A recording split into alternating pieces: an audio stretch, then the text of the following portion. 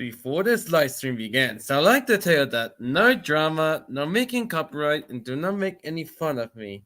And do not expose me on purpose.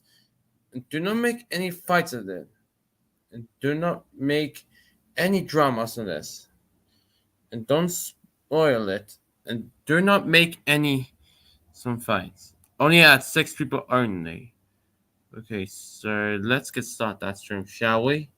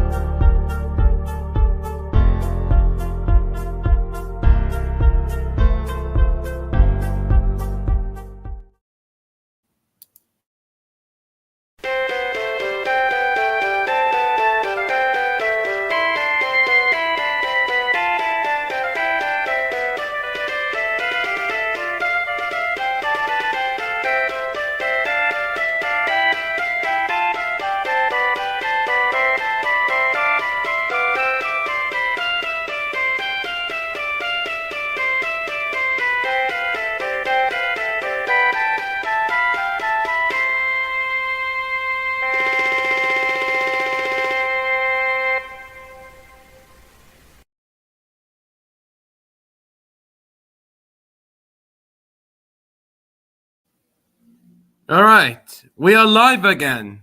Okay. Hello to everyone. You know my name, Petey Hernandez. And yes. And Petey and the gang was back again.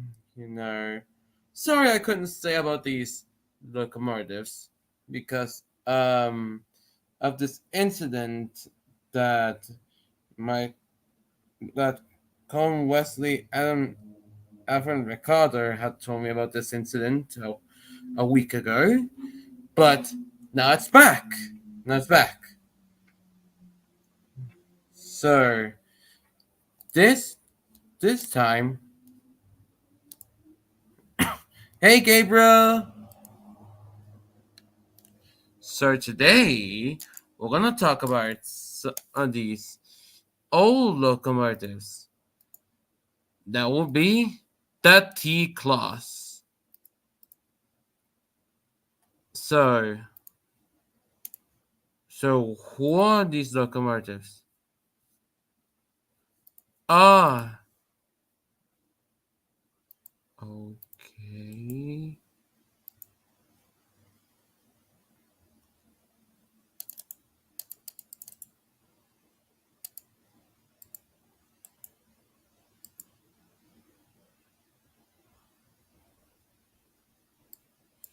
So I was saying, this is the T class. It has a 6 pilot wheels. It's an R6R.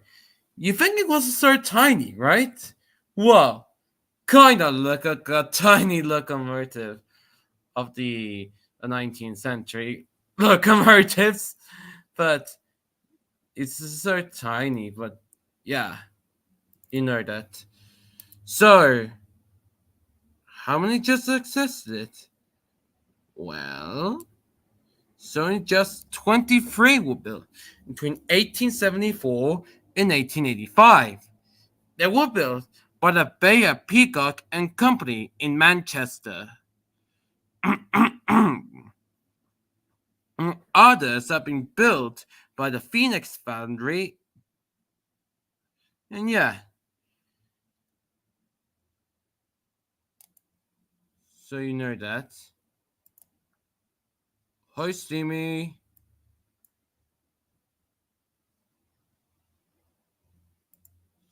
So, yes. Because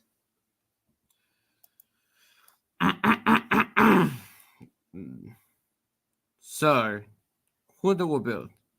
Well, sorry.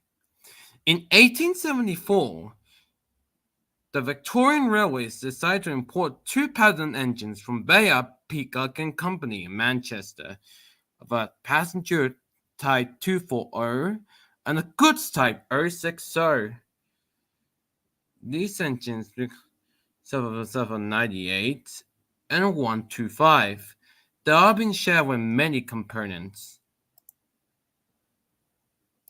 And outside is there. We're talking about the T class ourselves. No, Yes, I Steamy, see. because because T class doesn't have names. Because Steamy, most of the Victorian Railways locos never had names, with the exception of some of the diesels. Fool. yes, because these T classes is just like a tiny like a European style look. I mean, this They're is a good British thing. looking, not European. Yeah. But decades later, Solomon Mills, newly appointed locomotive superintendent of Victorian Railways, has suggested the Victorian government to let the tenders for further 18 based of the design of 125s. With slight modifications, the Phoenix Foundry, who had since constructed the copies of the engine, Wanda contracted it and delivered it with odd numbers with 249 to 283. In, in 1886, the scheme became the known as the T class. Yes, the I T. should also I Yeah. should also mention in the early 1900s, the entire class got upgraded with newer boilers that were standardized and were used on the F classes as well, with the exception of one T class, which was left unrebuilt. Uh Those huh. are, I know. Yes. However, though, they have a similar lifespan of a newer designs. Particularly, the DD class had eclipsed their power while providing a better crew accommodation, longer range, with more power. As such, the engines were condemned to scrap due they can do some major overhauls because because they were being sold because yet but these engines will be had to be last longer in the 1920s. So But Victorian Railways kept two, T92 and T94. Both of them were subsequently allocated to the Newport Power Station for shunting duties alongside an old R-Class Bulldog loco, R317, until 317 got scrapped in 1944, and then T92 and 94 worked until 1952, when T92 was scrapped. The latter T94 was retained by Victorian Railways for historical purposes, and then T94 went on display at Spencer Street Station in the early 50s to celebrate 100 years of railways in Victoria, and again in 1957 at Newport Station. yes, And indeed. then it went into Newport for storage. You continue now. Yes.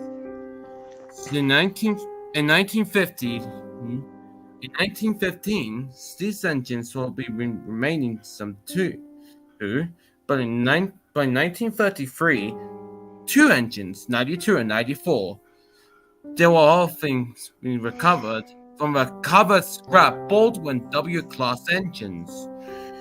These engines retained their peace of finals up to the 1940s, so they've been finally superseded by the F class diesels. So both were drawn in 1953. So while Where's T92 52? was scrapped for sure, only out of I sort of 300, uh, explained that. only 23 was built. Only one is left.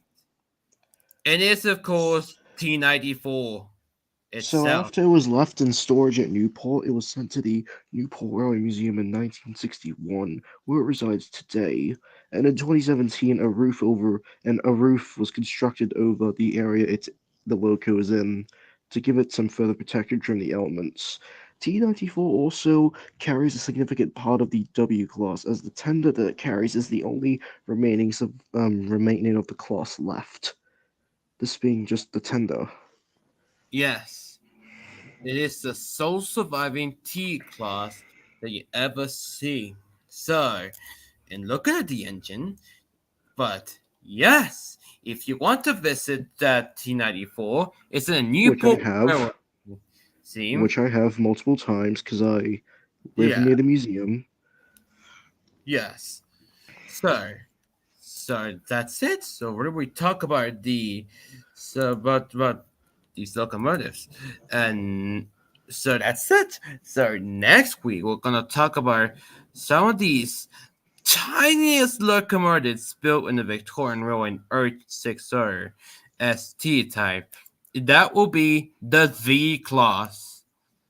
The The letter V's, the V's, oh, the Z class. You mean the Z not class? the Z class. The Z class. The Z class. It's a bit weird with how they were designed because the first two examples were technically steam dummies, and the third, being this one, was completely different, being more standardized. Yes. And Yes. they're classified as their own different series, with the two first examples being first series, and this example, Polly, being the second series. Uh-huh. Yeah. That tender right there comes from a scrapped 440 locomotive, a H class. Uh-huh. Yes. So that we're gonna talk so that's the engine we're gonna talk about next week. So thanks for watching everyone. Make sure to comment, like, share, and subscribe to our channels. And remember, keep on steaming. We'll see you again in the next live stream. See ya, my friends.